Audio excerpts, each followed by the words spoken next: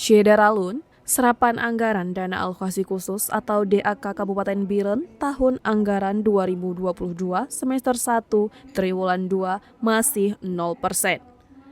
Hal tersebut disampaikan oleh Kepala Kantor Pelayanan Pembendaharaan Negara atau KPPN, Sam Febri Marihot Simbolon, saat perseliris perkembangan pelaksanaan APBN semester 1 dan triwulan 2 kepada Serambi pada Rabu 13 Juli 2022. Selain menyalurkan belanja kementerian dan lembaga, KPPN Loksemawe juga menyalurkan belanja transfer untuk Kabupaten Aceh Utara, Kabupaten Biren, dan Kota Loksemawe, yang terdiri dari dana alokasi khusus atau DAK fisik, dana alokasi khusus atau DAK non-fisik, dan dana desa.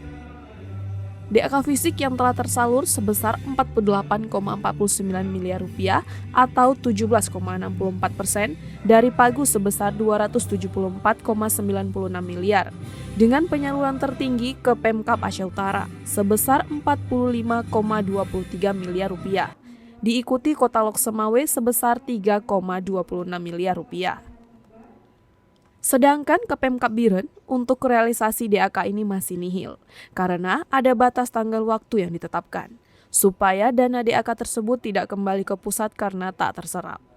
Hadir dalam acara tersebut, Kepala Kantor Pengawasan dan Pelayanan Bea dan Cukai Tipe Madya Pabean C Loksemawe Muhammad Munif, dan Kepala Kantor Pelayanan Pajak Pertama Loksemawe M Taufik Hidayatullah, serta perwakilan Kantor Pelayanan Pajak Pertama Biren, Herman, dan Kepala Kantor Pelayanan Kekayaan Negara atau Lelang Loksemawe Bono Yudianto.